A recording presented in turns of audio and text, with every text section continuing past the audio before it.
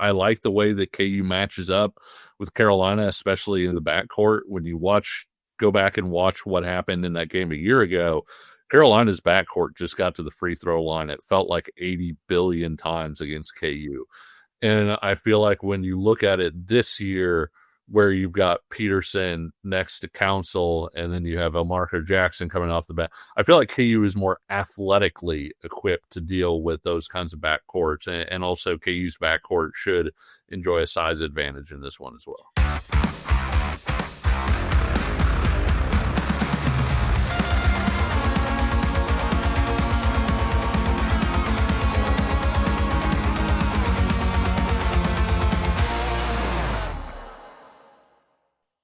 Pay heed all who enter and beware this podcast.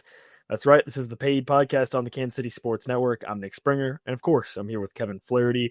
And if we were forced to put out an availability report, Kevin's would be questionable. He's a little bit banged up right now, but he's here. He's persevering. He was a game time decision, but he's active. So shout out to Kevin for that. We're brought to you by Emprise Bank, your partner in possible, member FDIC. Today's show, we'll be talking about the season opener for KU basketball and what our takeaways were from that, and also maybe touch on the big-time matchup coming up for KU on Friday night against North Carolina.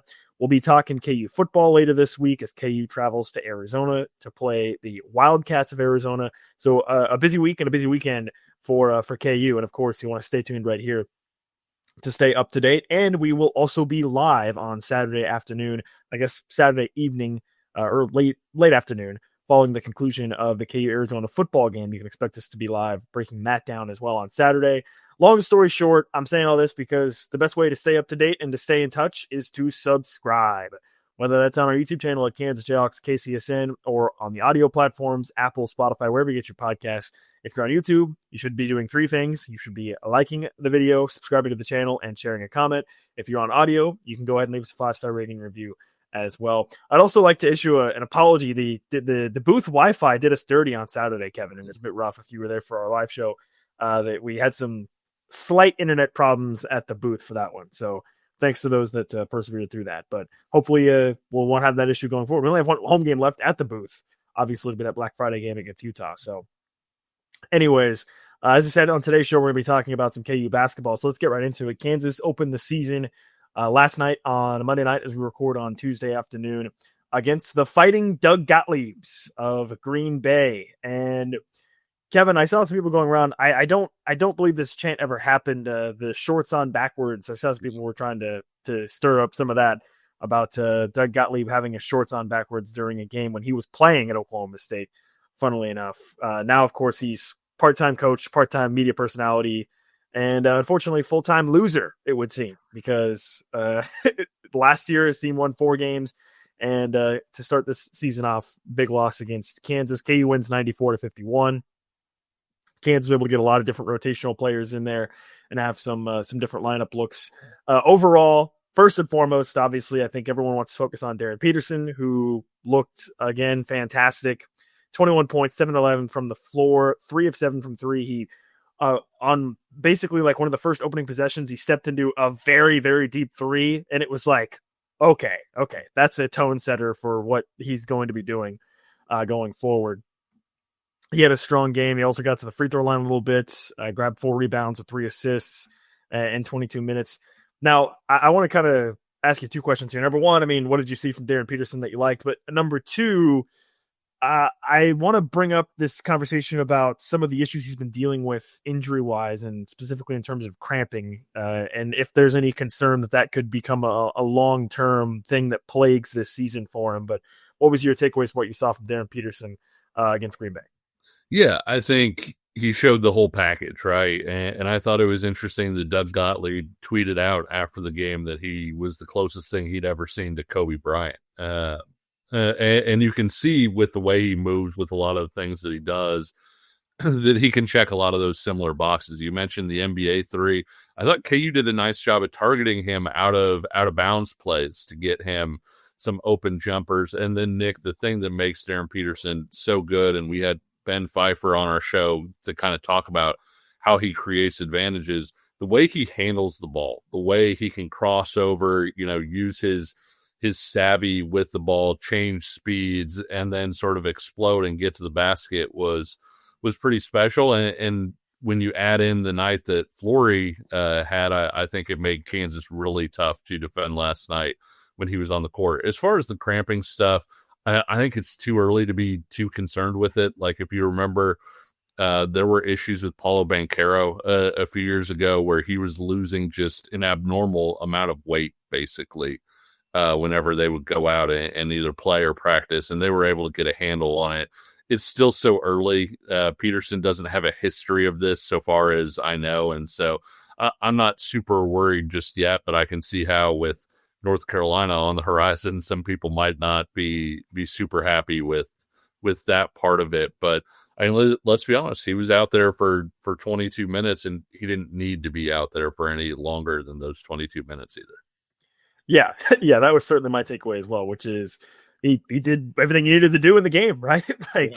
21 points in 22 minutes. Like, he was very effective when he was out there. So I would echo what you said there about, some of the concerns is that you're one game into the season. Like, if we're still talking about this in, a month or in 6 weeks, then I think you start to really be a little bit more worried about, hey, what's his future going forward. But absolutely, I think you have to trust in KU's staff and trust in KU's athletic staff to make sure that he's going to be in good shape and ready to roll, because obviously he is such a dynamic player. You touched on Fleury, which I think was kind of one of the other takeaways from the game. He ends up with a career high 23 points after the game, 9-11 from the floor. He also got the free throw line. By the way, Fleury from the free throw line, he was looking pretty damn good. He ended up going 5 of 6 from the line in the game. Also grabbed 6 rebounds and had a strong performance as well. The other thing that I was sort of monitoring over the course of the game was the foul situation. One thing that kind of stuck out to me about some of what Bill Self had said prior to the season is that he kind of just openly stated, like, hey, we need to have contingency for when we get in foul trouble. Like, yep. As in, it seems pretty clear that he and his staff are basically expecting that KU is going to have some games where that's going to be an issue, which I think it's smart, right? You want to be prepared for all situations, but it seemed like he was maybe extra emphasizing it potentially as it pertains to Fleury and sort of the front court depth that KU has in terms of making sure that, you don't get into those foul issues. Fleury ends up with 3 fouls in the game. Yeah, I don't know. Not really much more to make beyond that, but Fleury also, I think, did exactly kind of what he is expected of him, which is just be a downright just clean up man, making plays, being athletic, doing his thing around the basket. He did take a couple of jumpers, by the way, short, I guess, I don't know. I'll say jumpers in air quotes, more like short, shot put type shots. But overall, a really strong start to the season for him. And, it's funny, Kevin, I think, going back to the spring and when Fleury had his, he entered the transfer portal, and then there was sort of this limbo about when he come back, your reaction and my reaction as well was that maybe he was the best quote unquote portal get that KU had in retaining him. And I think since then, maybe he's, I don't know that under the radar is probably too strong of a term for it, but it feels like he's kind of taken a little bit of a back seat in terms of, dynamic players that this KU roster has, right? Like Darryn Peterson, obviously so attractive. Melvin Council stepped up, which we'll certainly talk about, him and some of his comments as well. But I don't know, it seems like Fleury's just kind of been lurking in the background as sort of this, athletic big man that hopefully KU can rely on a little bit. But he was very impressive in KU's opening game. Yeah, and I like the way they used him. You got to see a lot of the high screen and roll, which, he creates such gravity because he's such a lob threat. And so, you're making defenders choose, like, do you blitz Darryn Peterson off of the ball screen and potentially give up a lob? Do you, sag off of Peterson a little bit to make sure that Fleury doesn't get the lob? And then, Nick, the other thing I thought they did pretty well was when they reversed the ball, they were able to get him some touches in really deep positions. And when you add all of that, and I think you put it really well, I think Fleury is here to be a play finisher, right? He's not somebody that's necessarily going to be a creator, but he can finish it. And there was one, time where, hey, he got double teamed and he was able to kind of dribble out of the double team and maybe start the reset a little bit. But generally speaking, you want Fleury catching the ball in a spot where he's going to be able to immediately do something dangerous with it. And I thought they did a really good job of that. The other thing that he did that was kind of a small thing, but was something that I tweeted about, and I know you noticed as well, on one of the Peterson dunks that he had, coming off of a screen, he set the Landon Lucas screen, right, where he shielded off the shot blocker by putting his rear end on a guy. That was something that, and I'm not trying to relitigate last season or whatever, with how wide Hunter Dickinson was, that was something I always thought could have really helped last year's team, was if he was able to just kind of body out shot blockers and allow guys to get shots at the rim. To see Fleury do that so early in the season, I hope that that's something that he starts doing, because if you go back and watch like that 2016-2017 team, Frank Mason is maybe 6 feet tall, and the number of uncontested shots he gets at the rim just because the shot blocker is basically being screened off it is really high. And I think when you look at the way this team can attack the rim, whether it's Fleury, whether it's a guy like Melvin Council, I really, or Elmarco Jackson, I really think that could have some value if he starts doing that, even if it's just 1, 2, 3 times a game. Those are 1, 2, or 3, shots at the rim that maybe you were getting contested a year ago. Yeah, listen, stick your ass in front of somebody and just get him out of the way. That's exactly what Fleury did. And listen, I mean, if you're giving Darryn Peterson, Melvin Council, I mean, if you're getting those guys, as you said, 2 to 3 uncontested layups per game, like, they're gonna make those shots, right? Like, those are basically like 95% shots, right? Which it doesn't get much better than that, I think, if you're KU. So yeah, absolutely, really like what I saw from Fleury. Before we get to the break, I also wanted to mention Melvin Council and the way that he played. I think what most jumped out to me, Kevin, was there were several moments in the game where you saw his end-to-end speed with the ball in his hands, which was maybe something that I wouldn't say I was surprised by, but I was, I guess, pleasantly acknowledging, like, wow, okay, he's really has that ability to get from end to end of the court very quickly.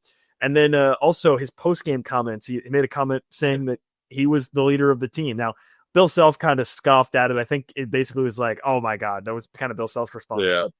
Yeah. Melvin Council, we knew about it when he was added to this team. He's got that dog mentality. He had the quote, if you're not a dog, you're dog food, so it's obvious that he has those qualities. And to hear him come out basically so openly and say, like, yes, I am the leader of this team, I think it's quite telling, right? That he feels that level of confidence. And then I think that probably his teammates respond to that.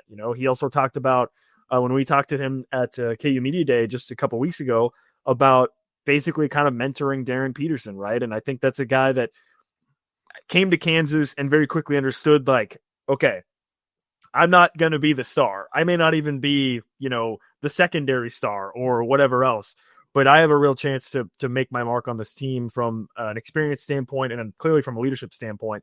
And it seems like he has embraced that. And I think the team has sort of maybe embraced him as well, just kind of without being in the locker room, I guess, and seeing how that's playing out. It feels like from the outside that it's bearing out well, I guess, to start the year.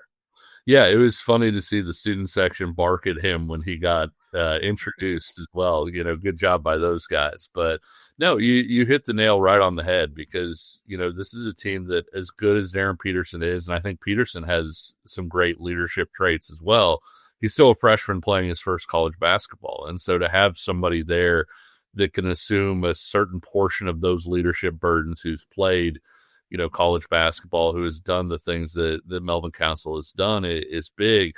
I like you bringing up the speed. The other thing, Nick, I thought the offense ran more smoothly when he was out there, and he did it while being under control. He had 4 assists, I think, no turnovers, and you noticed when both Darryn Peterson and Melvin Council were off the court, the offense looked significantly worse, and that was something that Henry Greenstein over at the Journal World tweeted out in the middle of the game, and he was absolutely right.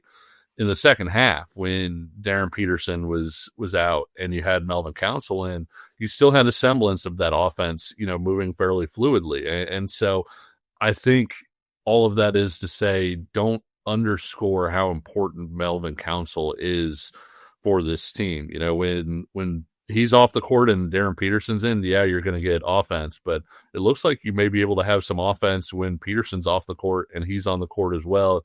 You brought up the leadership stuff, and if he can do all of those things, supply the speed and the pace that he does while staying under control, not putting the ball at risk, he's going to be a really valuable player for this team.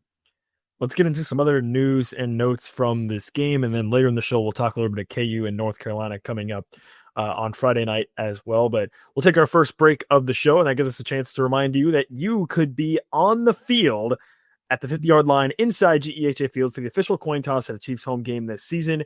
Visit Chiefs.com/GEHA now and enter to win a chance to be on the field for a once-in-a-lifetime view of the pregame coin toss. Plus, you can score other exclusive prizes. Enter for a chance to win at Chiefs.com/GEHA. GEHA is a proud partner of the Kansas City Chiefs. More KU basketball talk is next. Hey, NFL fans, what's your favorite touchdown? For me, it's the next one. And that's because with DraftKings Sportsbook, an official sports betting partner of the NFL, every touchdown could bring you closer to cashing in. First touchdown scores to anytime touchdown props or the thrill of live in-game betting. Every snap is loaded with opportunity. And here's the best part.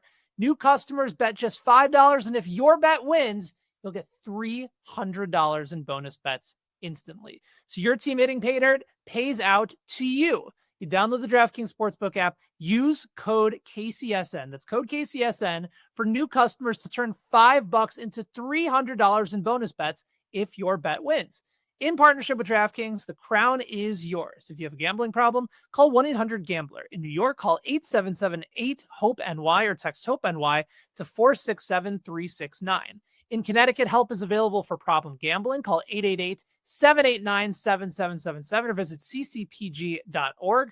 Please play responsibly on behalf of Boot Hill Casino and Resort in Kansas. Pass-through of per wager tax may apply in Illinois. Must be 21 plus age and eligibility varies by jurisdiction. Void in Ontario. The bet must win to receive bonus bets which expire in 7 days. Minimum odds required. For additional terms and responsible gaming resources, visit dkng.co/audio. Limited time offer. This is the Payheed Podcast on the Kansas City Sports Network. I'm Nick Springer along with Kevin Flaherty. If you've not already, please subscribe, whether you're on audio and you listen on Apple and Spotify or on YouTube, subscribe to the channel. You'll definitely want to stay subscribed on YouTube because that's how you'll know when we go live for our live shows. After every KU football game, after some big KU basketball games, we will be live.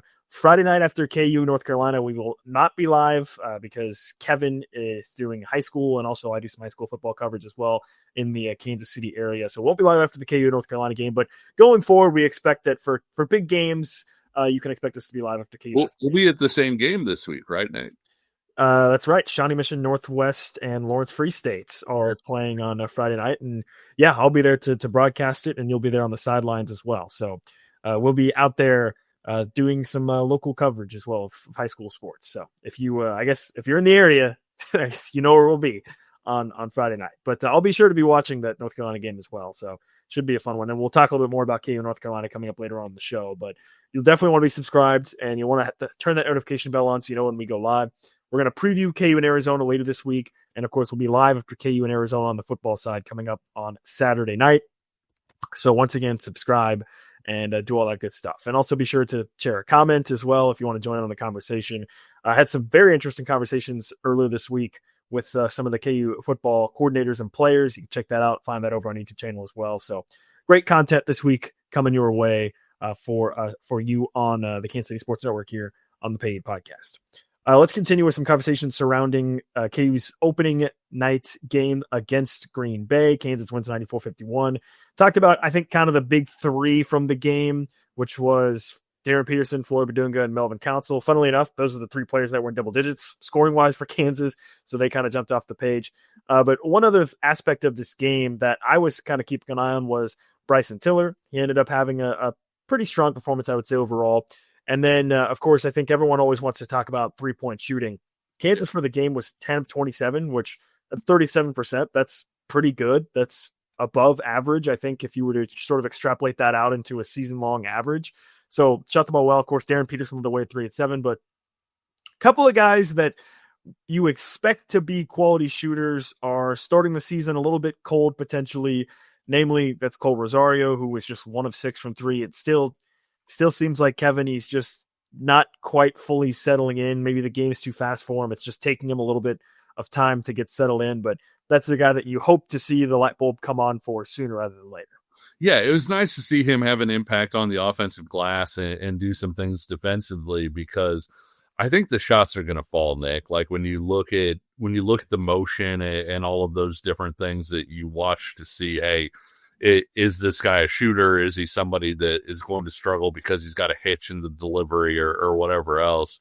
I think he's going to shoot the ball. It's just a question of him starting to get comfortable. And I think, like you said, he is in that process a little bit. Obviously, Green Bay is not as good as Louisville, but I thought the game had slowed down for him a little more against Green Bay than it did against Louisville. He looked like a guy who was kind of a fish out of water, if you will. And that's totally typical. I mean, Joel Embiid was a fish out of water to start his career at Kansas, wasn't a starter and kind of worked his way in it. And granted, once Embiid picked it up, like he was terrific. And I'm not saying that I expect that from Rosario, but I do think that this is going to be a little bit of a process for him. I'm interested to see how he does against North Carolina on Friday, but it was good for him to see the basketball drop through the net on a long range shot after missing a few of them. And so I do think, he might have been pressing a little bit too. And so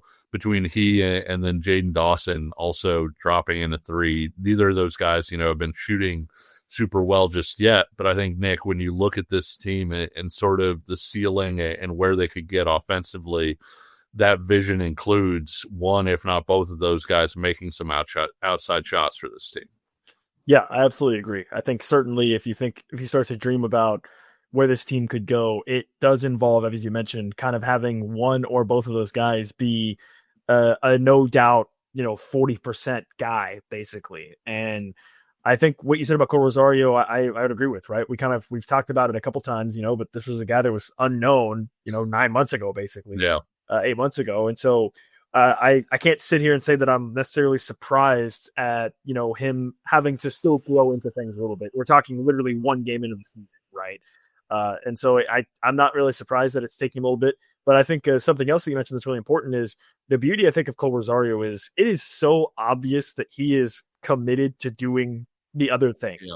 Right? Like, as you said, attacking the offensive glass, attacking, rebounding, defending, all those things. Like, it is very clear that he is laser focused on doing all those other things. So, yes, even though the shooting hasn't gotten going for him yet to this, to this stage of the season when you consider the exhibition games, I'm not really worried about that. I think the fact that he is very obviously going to have the opportunity, I think, to sort of play and have a chance to warm himself up shooting wise is going to be a big bonus for him. And then with Jaden Dawson, I think we mentioned it as well. It seems like he's been maybe hampered by injury a little bit. He's another guy that I think is somebody that more than likely is also going to figure it out. It may take him a little bit of time as well. He ended up being 1 of 5. Yeah. Was 1 of 6 from 3. So, you hope that, again, one or both of those guys turns things on at some point. And, North Carolina will be a good opportunity to sort of gauge that. As you said with Rosario, he maybe looked a little bit out of place against Louisville. Does he look any better against North Carolina? That'll be something I'll be watching for, right? Like, does he look a little bit more comfortable out there? Just regardless of what he does shooting wise, just eye test, does he look more comfortable, I guess, is something that I'll be paying attention to for that game. One other thing that I thought was interesting, and I don't really know if this means anything going forward, but pretty early in the game, Kevin, we ended up seeing Jawar McDowell get on the floor. Yeah. And it was early in the game. He only ended up playing 11 minutes total for the game, but he got in pretty early and was playing and ended up hitting a 3 himself as well. He's not a guy that I was necessarily just completely expecting to be a part of the rotation. We can add, if you want to lump in this conversation along with Samis Calderon, who ended up playing about 9 minutes in the game as well. But, it does feel like maybe one of those guys you do want to be sort of that third guy that can go out there and maybe, hold down a couple minutes here and there. But I was a little bit intrigued by seeing McDowell on the floor, I guess, as early as he got out there in the game. Yeah, and when we talked about Cole doing the little things that kind of help his case for more playing time. And I can't recommend that enough for any freshman who wants to come to KU and play under Bill Self, is concentrate on, defense, stealing extra possessions, whatever else you do. If you do that part, he'll find a spot on the court for you. And I bring that up because I think a lot of us were where you were talking about with Jamari McDowell. Like, oh, he's a program guy. He's been here a few years. He hasn't really played all that much. You're not necessarily counting on him for a big role, but when you saw him out there last night, he was doing some of those little things that you want to see. He made an outside shot, like you mentioned, but like one of the first plays I remember him was jumping a passing lane, getting a steal, and then throwing it up ahead for a fast break bucket. And if he continues to do that stuff, then it's going to be hard for Self to keep him off the court. I'm not saying, hey, his range is up to 20 minutes a game or anything like that. But Kansas has traditionally had guys that steal 5 minutes a game, 10 minutes a game, and been a part of the rotation. And if McDowell does the stuff that he did last night, he's certainly making a case to be in there. I think the path, even though he's more talented, is a little bit longer with Samis Calderon, because I don't know that he's going to be able to give you those sorts of things. At the same time, Nick, if we're talking about upside and, hey, who could give you, potentially the best performance in late February when you're trying to get a Big 12 win and you're playing a top team in the conference, I'm not sure that doesn't shift more towards Samis than it does toward Jamari. But as long as Jamari keeps doing the little things and doing those things well, I think that he would kind of be the front runner in the clubhouse for that. All right, Kevin, one final thing. It's one game, and I am going to acknowledge this at the top by saying I am going to overreact. This is going to be an overreaction for me, and then I need you to maybe walk me back a little bit. I am worried about Elmarko Jackson. We talked about him in the offseason. We kind of, postulated about, hey, how it sounded like he was doing really well before he had that injury that ended his season last year. Like, hey, is he poised to be to take that next step forward? And against Green Bay, he has 0 points in 17 minutes, had a bad turnover at one point in the game. It looked like, unfortunately, it looked like more of the same from what we'd seen from him going back to his freshman season. So walk me back a little bit, Kevin. Walk me back from the ledge here. Yeah, I don't think that I'm as worried about it just because we had the Louisville game, right? Like, I think that it was one game. It wasn't what you wanted to see against a team where Elmarko probably had a pretty sizable athleticism advantage. But at the same time, you look at the talent that Louisville has, the environment that you're at, the fact that he got to the free throw line 9 times with his athleticism. I'm still willing to write off last night's game is just a bad game for Elmarko. And like you said, he did throw the ball away, have a pretty bad turnover that Self was very upset about. But I'm not willing to pull out any panic just yet on that one. I think if he hadn't had the Louisville game, if it was, hey, we're now on 3 games of him not doing much, then maybe I would feel a little bit differently. But I think because you saw that in such a key situation, and then, you look at the Fort Hays game, he hit, a couple mid-range shots that looked pretty good in terms of the process that he went through to get those shots and all of those things. I'm not willing to be upset about it just yet. And I think, too, when we're talking about guys who can get on the court for reasons other than scoring, and I know everybody wants everybody to score, right? You want every single guy on your team to shoot 40% from 3, every single guy on your team to be threats to put up 20 points a game. But Elmarko's got great defensive potential and can really blitz guys with his combination of length and athleticism. And so I think, for better or worse, he's in that rotation. He's in that group. And I think when you watch the Louisville game in particular, you can kind of see that vision a little bit of how he can impact a game, because there aren't going to be a lot of people that can stack up with how athletic he is. Boy, I hope you're right. I guess we'll see how he looks going forward. If he knocked down, the odd outside shot or whatever, where people can be like, all right, we're good. Yeah, I continue to be optimistic about his potential, but like I said, there's against in this first game, there were moments where it looked more like his freshman year, where things were just too fast for him. He was thinking too much and not playing enough. So consider me mildly concerned after one game. We'll see what happens going forward.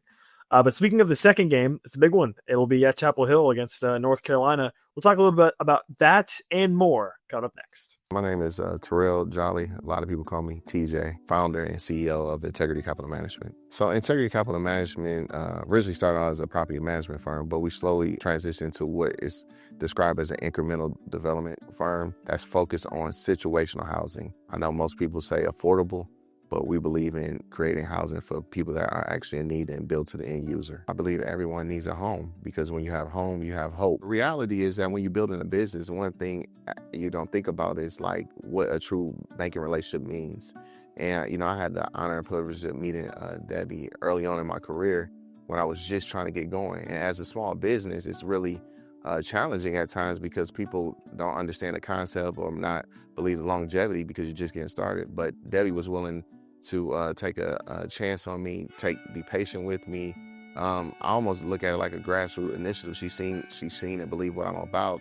Anybody that's really true about their business and want to get some things done, I would definitely trust hands down Emprise, because Deb's team, along with Aaron and Jackie and all the amazing people that work behind the scenes, even from the treasury side, I would say, hey, give them an opportunity, because you won't be disappointed and you will actually be in hands that actually somebody care and that will see you from start to finish. This is the Paid Podcast on the Kansas City Sports Network. I'm Nick Springer, along with Kevin Flaherty. We're brought to you by Emprise Bank, your partner in all things possible, member FDIC. If you have not already, please, if you're on YouTube, like the video, comment on the video, subscribe to the channel. If you're on audio, you can also subscribe on Apple and Spotify. Leave us a 5-star rating and review. Tell your friends, tell your family, tell your enemies.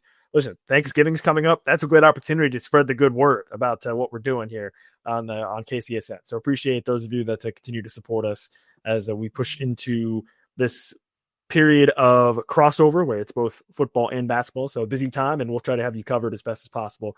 We're going to be talking some KU football, previewing KU in Arizona coming up later this week. And then we'll be live for our postgame show on Saturday afternoon following the conclusion of KU football against Arizona. So that to look forward to coming up this weekend.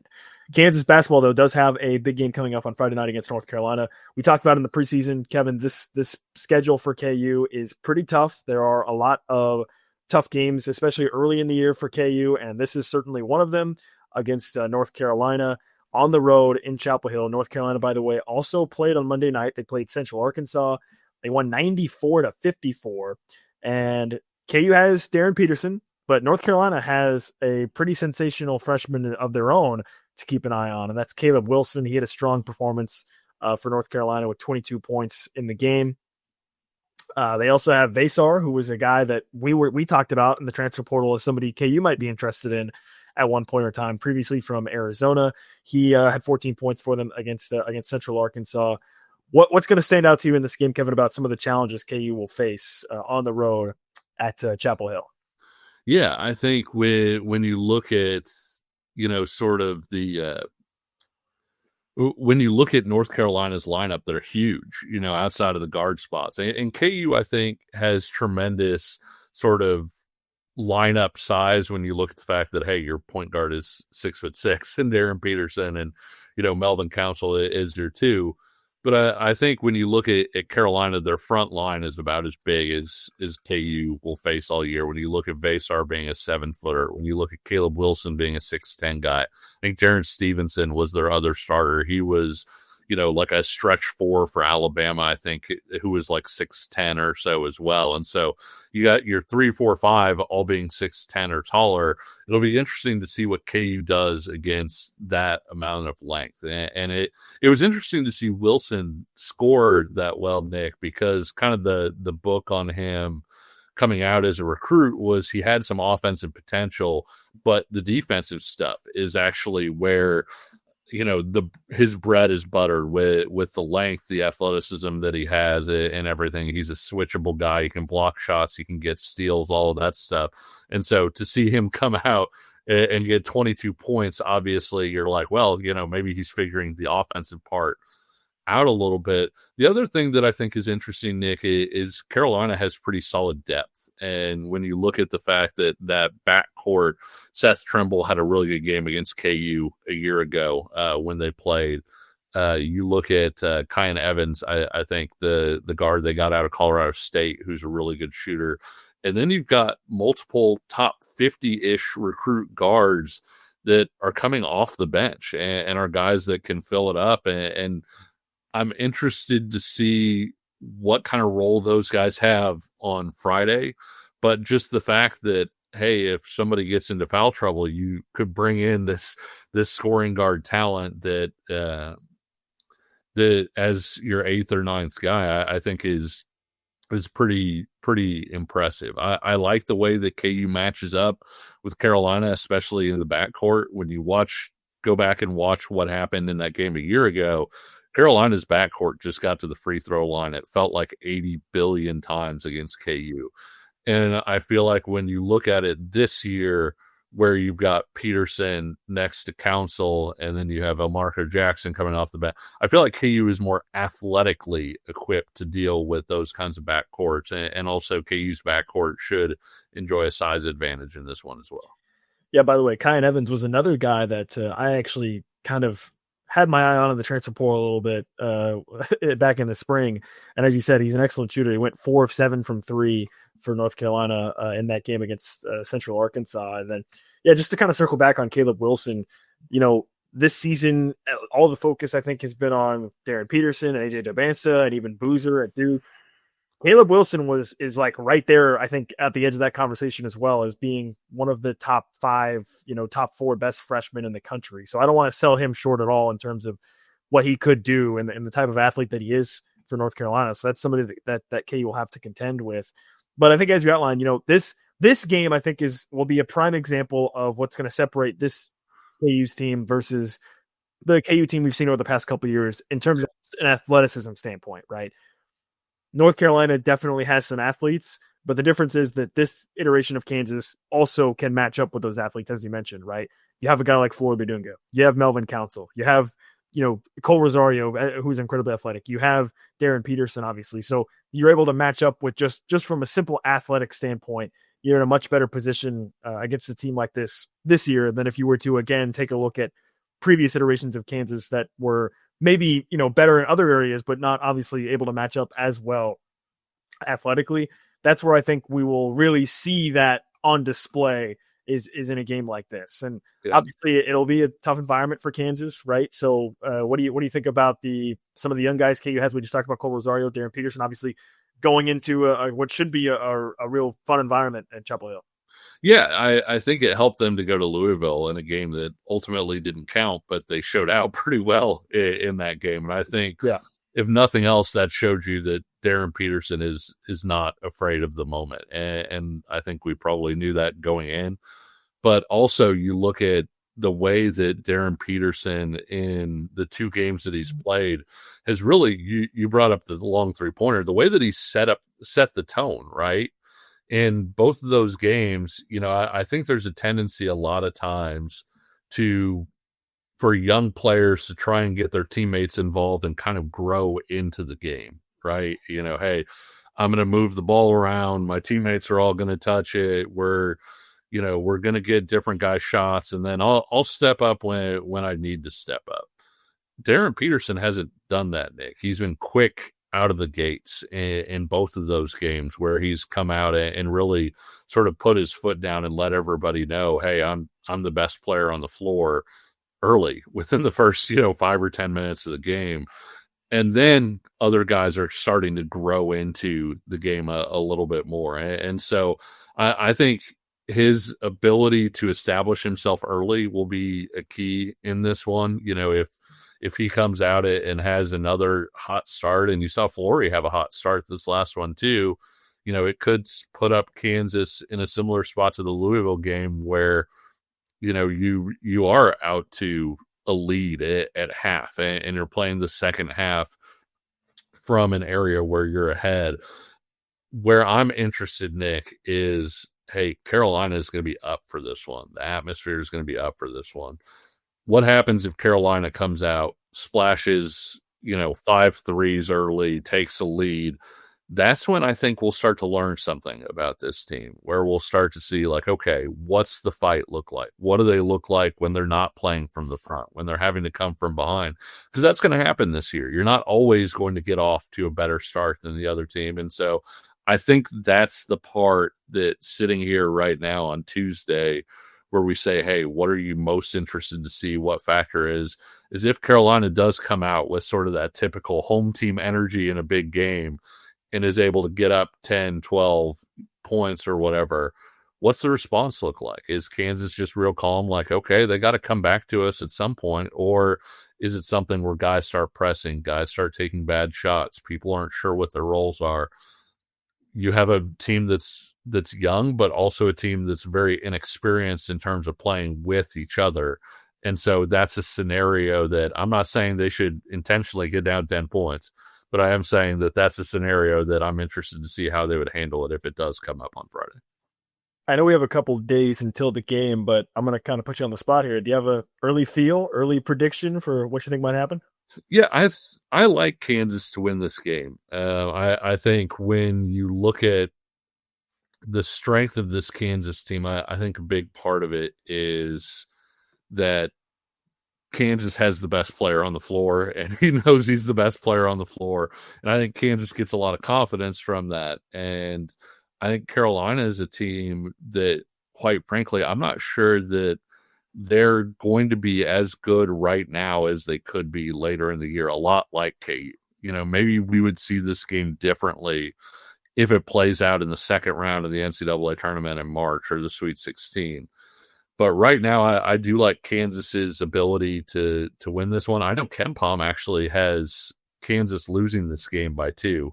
I'd be interested to hear what Nick Palm has to say.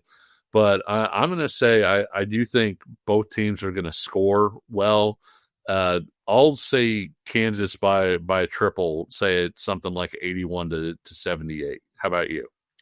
Yeah, we kind of had to have our engineers dust off the server room for Nick Palm to try to reboot the servers, reboot the I mean, we have a vast network of computers that calculate all this stuff. I mean, it's a major operation here. Yeah. Nick Palm is no AI though. Like, Nick Palm is better exactly for the environment. Yes. There's no we are water going in or anything. Yeah, we're human powered. We got human, real scientists, engineers. We're analyzing the data. We're crunching the numbers. We're doing all that. And yes, Nick Palm thinks that KU is going to win this game as well against North Carolina, because I think for a similar reason that you outlined, which is this feels like a game where Darryn Peterson is going to have his first real chance to basically step onto the court and say, I'm the best. And what are you going to do about it? What is the opponent going to do about it? And if he does that, I'll be very, very excited to see him put his talents on display and hopefully have the team play off of that as well. So I go with Kansas. I'll say Nick Palm computes that Kansas is going to win this game by 4, Kevin. We'll say 77-73. Kansas gets the win. So yeah, last year's game went 92 to 89, but again, I feel like you had 30,000 free throws, and I'm really hoping that that's not the case again in this one. I do think that that's the other part of what we talked about, is just that KU having more athleticism. I think you're probably not going to be put in as many bad situations defensively where guys are picking up fouls. And so I do like their chances to not allow as many points on freebies this year. One other quick note before we wrap up the show for today is kind of look at the rest of the Big 12. It was an up and down start to the year for the Big 12 in a couple areas. You had Arizona in a big primetime game against Florida come out with a pretty significant win. So that's something to monitor, right? Arizona looking like they might be for real. Baylor kind of, they let up 81 to UT Rio Grande Valley. That was to UTRGV. That was a little bit of a weird one. New Orleans beats TCU. That was a real head scratcher. TCU was getting crushed in that game too. I mean, they were absolutely lit up, and it was there. There were a lot of comments from. I know you and I follow a lot of people across the Big 12. There were a lot of either TCU fans, alums, media members who were just kind of like, I can't remember seeing, a picture this bad in the last, 8-10 years or whatever. It apparently was really, really rough. Yeah, they were down 16 at the half. So the fact that they even came back to only lose by 4, I guess, is noteworthy. But yeah, tough one there. And then you had several teams that were in dogfights that probably shouldn't have been in dogfights. UCF almost lost to Hofstra. Colorado was back and forth against Montana State for a while. Utah played San Jose State, was also kind of back and forth. BYU ends up winning against Villanova. Dabansa was good, although 50% from the floor. You'd like to see that be a little bit better, but they end up winning that game. So I don't know. The top of the conference sort of, did what they were supposed to do when you look at Arizona and Houston and Iowa State and Kansas, obviously. And then BYU getting a close win against Villanova. But yeah, some interesting results from some teams that are expected to be, in sort of the bottom half of the conference, I guess. So maybe this could be shaping up to be a year where the Big 12 is extremely top heavy. And, that would be something to keep an eye on as well. But just wanted to kind of toss in a quick little look around Big 12 updates at the end of the show here. Kevin, you got anything else to add before today's show? No, it was what you would want for a season opener. And I know you joked around about Gottlieb earlier. I do think this is going to be a better Green Bay team than they had a year ago. That's the good news. The bad news is you can be twice as good and win 8 games. So I'm not sure how much, better they will be. I guess we'll find out, but I do think that they're going to be a better team this year than they were a year ago. Kansas, of course, came out, just took care of business, wasn't ever in trouble, did what they were supposed to do. And I know there were some people who, I don't want to say were concerned, but there were some people kind of asking about Flory a little bit after the 2 exhibition games. Flory obviously making an emphatic statement that, hey, I'm right here. I'm just fine. Things are good, guys. And so that was good to see as well. So Kansas will have a early measuring stick game against North Carolina in Chapel Hill on Friday. Then they come home 2 home games against A&M, Corpus Christi, and Princeton before the Champions Classic later on in November, on November 18th. So that's kind of the upcoming schedule for Kansas. Should be a fun one on Friday nights. And of course, we'll be talking about it. We'll also be talking more KU football, previewing KU in Arizona coming up later this week. And also we'll be live for our post-game show following KU in Arizona on Saturday evening. So I hope you join us for that. Best way to do that is to be subscribed on YouTube channel at Kansas Jayhawks KCSN. But until next time, he's Kevin Flaherty. I'm Nick Springer. We'll talk to you again very soon. See ya.